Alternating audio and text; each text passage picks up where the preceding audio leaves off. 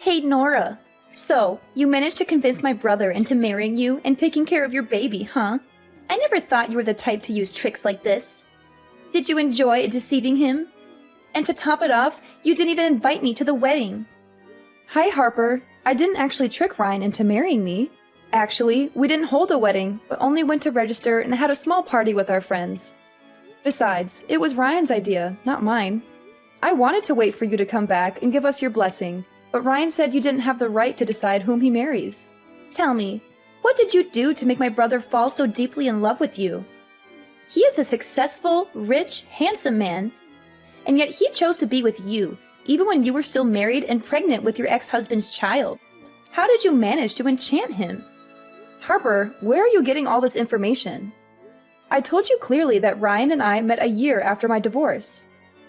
Our love is genuine, and I didn't have an affair while I was married. The baby is only about 2 months away from being born.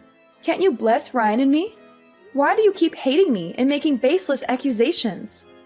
Oh, come on. You're a master manipulator, and it sickens me to see my brother fall for your lies. You must be thrilled now, thinking you'll get to take all of my brother's property, right? It's like you planned this from the beginning. Did you and your ex-husband fake the divorce so you could conspire to steal everything from Ryan? First, you seduced him, but behind his back, you were still with your ex-husband. And then you got pregnant and made Ryan think it's his child. All to manipulate him into marrying you. Once you get all his assets, you'll probably leave him and go back to your ex-husband, right? Wait, are you seriously unemployed, Harper?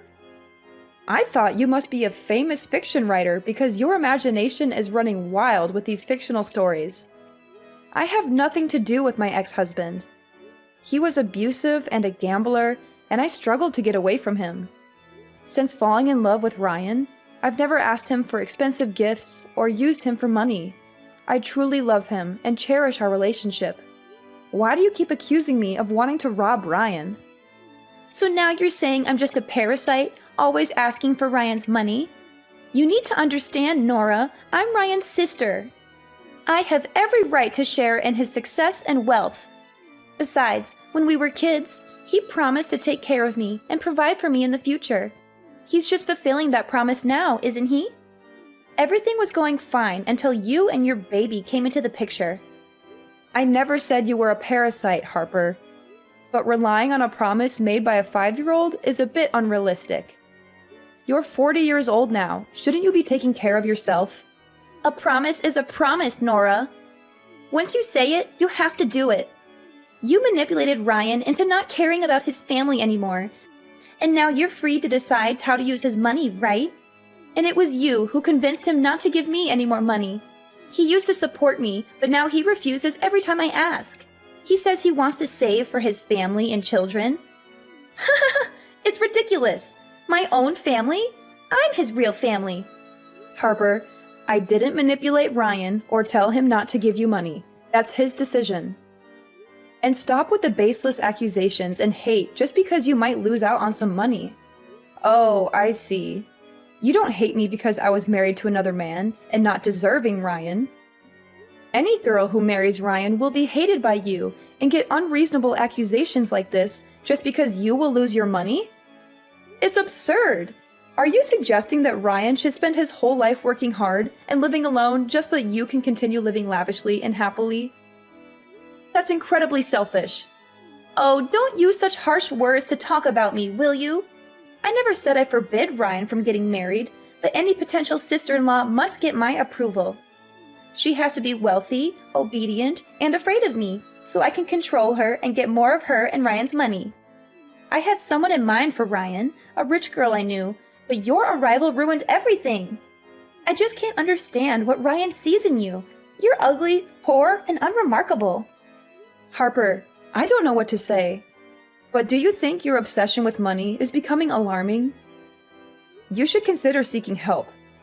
It's not healthy to be so fixated on wealth and control. Are you saying I'm crazy? Of course, I'm going crazy now that I'll be left with nothing and won't be able to attend fancy parties anymore. But here's an idea, Nora. If you want to improve our relationship and I never doubt the origin of the baby in your belly, then help me with something. I don't quite get what you mean. What are you trying to say? Well, I mean, haven't you been scolding me all this time that I can only live off and depend on Ryan? If so, then I decided to invest in stocks. A friend told me about a surefire company that will increase fivefold in 1 month. But, the money that Ryan gave me last month, I accidentally spent all of it on going to parties and traveling with friends, so now I don't have any more money. So can you tell Ryan to give me $300,000 to invest? Once I make a profit, I promise never to bother your family again. 300,000? What a ridiculous number! That's equivalent to Ryan's 1-year salary already. You also know that Ryan has given most of his monthly salary to support you, so he doesn't have a backup fund, right? Now all of a sudden, you ask for such a large amount of money? Where would I get it? It's easy. Borrow money from your friends and relatives, or even take a loan from a shark if you have to. And if you're worried about trouble, get Ryan to mortgage his house to the bank. There are plenty of ways to make money. Trust me, once I make a killing in the stock market, I'll repay this house for you, and I won't interfere in your lives again. What if the stocks don't go as planned, and you lose all the money? If it really comes to that, won't you not only run out of money, but Ryan and I will also fall into debt and lose this house? You really don't know how to talk. Why is your mouth full of foul words? I haven't invested yet, but you said that I've lost the money? That's just too much to worry about. Let me tell you, a friend of mine heard secret information from Wall Street that the stock of this company is going to skyrocket. It's a sure thing. Come on, my dear sister-in-law, you must believe me. If I earn a lot of money, I will definitely not forget your help. I'm just cautioning you about the risks, but if you're confident, then go ahead and invest. Doing something is better than doing nothing, right? That's right, you finally get it. Now transfer the money to me. Transfer money? What money? Do I owe you anything? Nora, don't play dumb. You agreed to give me $300,000 so I wouldn't bother you and Ryan again. Now, if you want to transfer the money, do it. Actually, no. I never agreed to give you any money. What do you mean you didn't agree? You made the offer and I accepted. Now stop stalling and transfer the money. I never made any agreement to give you money. I was just curious about what you would say. I never offered anything. You must have misunderstood. This is ridiculous. Stop trying to manipulate the situation. You offered to give me money and now you're backtracking? Don't try to deceive me. I heard you loud and clear. Now, transfer the money. I won't transfer any money because I never agreed to it in the first place. You need to stop making baseless demands. But if you don't give me money, how am I going to have money to invest? Well, let me see. Well, yes, you can borrow from your friends, or get a loan shark, or mortgage a bank property. Oh no, wait, do you have any property to mortgage? If so, you can start accumulating money by getting a job. You're so conniving. Why do you dare to face me like this? I can't borrow from my friends. They'll look down on me. And I don't want to deal with loan sharks and their high interest rates. Working? Why should I work hard for months or years just to earn a small amount of money when I can have millions overnight? It's laughable. You can't expect to become rich overnight without any effort or risk. It doesn't work that way. If you want money, you need to work for it or invest wisely. Stop talking bullshit. You definitely have to give me money so that I can change my life, become a rich person so nobody can look down on me anymore. So you're saying I should give you money so you can change your life and become rich? Not a chance. You're just my sister-in-law. I have no responsibility or obligation to support you like a queen. Besides, Ryan himself warned me not to let you manipulate me or lend you any money. You'll regret treating me like this. I'll find a way to get what I want with or without your help. And soon you'll be down on your knees begging me. Hello, my lovely girl. Long time no see. How have you been? Huh? Who's this? Oh, don't forget me so quickly. It's your dear ex-husband here, Elijah. The man you promised to love and be with for life, no matter the circumstances. But you broke that vow, and left me when I needed you the most. However, I forgive you, and I'm willing to take you back. Elijah? Is that you? Why are you contacting me now? I heard you found a new husband. Impressive. Where did you find a fool willing to raise another man's child? What are you talking about? Stop talking nonsense and get out of my life. Don't ever come to me and Ryan to mess with our lives again. We're done. Oh, don't be so fast, okay? Do you think I know your phone number, but not your home and your husband's business address? Well, if you don't want to talk to me, I'll have to go to your husband's company to talk to him. Thanks to that fool for taking care of you and my son for the past few months. But now, it's time to bring my son back to his biological father, right? No, you can't do that. Obviously, we've cut all ties. Didn't you say that as long as I pay off your gambling debt, you'll let me go and never disturb my life again? I even had to sell my mother's precious jewel brooch, the only memento left I have of her, to pay your debt and get out of that hellish marriage. And how dare you mention my son? That's my own son. He has nothing to do with you. Can't you just have a baby on your own? That baby is my son. I know I made mistakes in the past, but they were just normal actions of a husband when his wife prevents him from pursuing his passion. Normal actions? You call it normal to abuse me, beat me repeatedly on the face and stomach, even when I'm pregnant to the point of causing me to have a miscarriage just because I wouldn't give you money for gambling? Then, you didn't even feel the pain of heartlessly killing my poor child, but gloatingly said that I deserve it? I haven't seen you in over a year. You still haven't changed a bit. An evil and violent man. Oh, come on. That's all in the past. It's been a long time, and you still can't let it go? Listen, Nora, I've changed now. Bring my son to me, and we can live together. I just won the lottery and made a fortune at the casino. Enough money for you and my son to live happily ever after. You must be regretting leaving me now that I'm wealthy. But don't worry, I still want you back with me. Nora, come on. Stop sulking and come back to me. I don't understand, Elijah. Why do you always assume my baby is yours? Do you think that makes sense? We haven't seen each other in a year, have we? How could I be pregnant with your baby? Are you dreaming in the middle of the day? So what's wrong? Your son is also my son. Come on, Nora. Don't be so cranky, okay? You know how much I love you. I swear to take care of him like my own son. As long as you accept to give up everything and come back to me. Go away and never mention my son again. Didn't you say you have a lot of money already? Then go find a beautiful wife and have another child of your own. Why do you keep bothering me like that? Do you think I don't want that? Of course, that's my only wish right now. But I'll never be able to have another child of my own. It's all your fault. My fault? What have I done to you? Are you still pretending to know nothing? You really are stupid. It happened 5 months ago.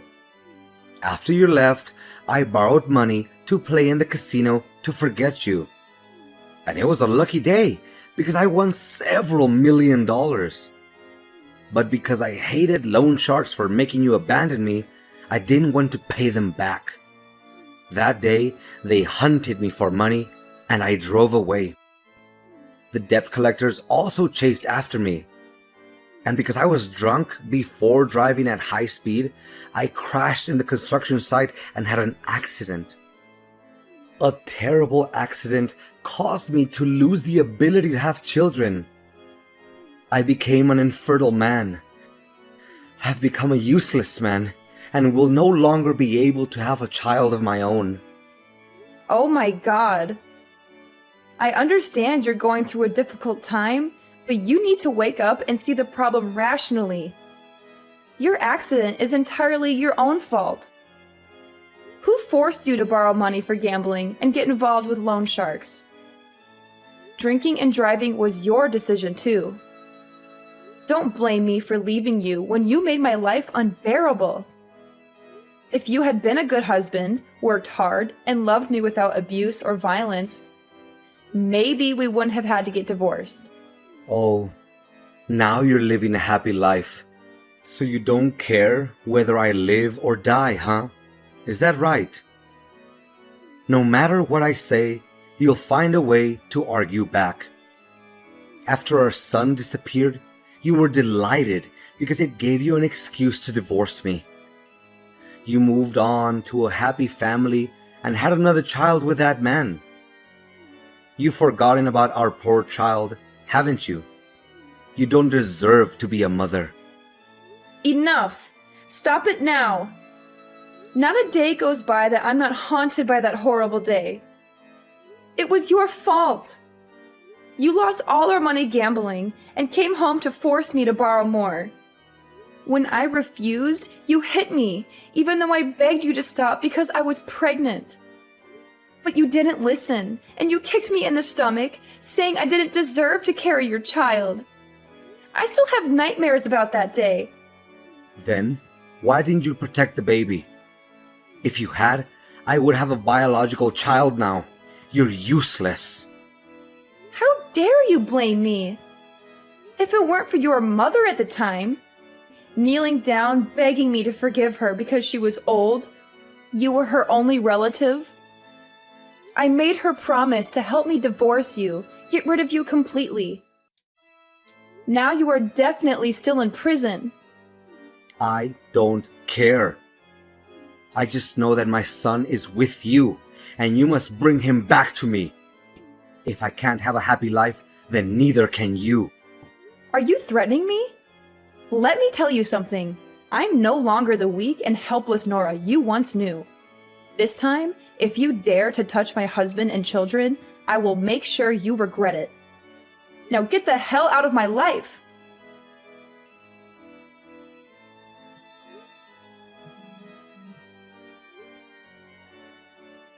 Harper, did you take my son somewhere? I went out to buy you a cake, and when I returned, both you and my son were gone. What? Your son? Why should I be responsible for such a smelly, messy creature? Can't he take care of himself? And you call yourself a good mother, leaving your child alone at home to go out. I didn't leave my son alone at home. You suddenly showed up and asked for a cake, so I went out to buy it for you. Before I left, I specifically asked you to look after my son.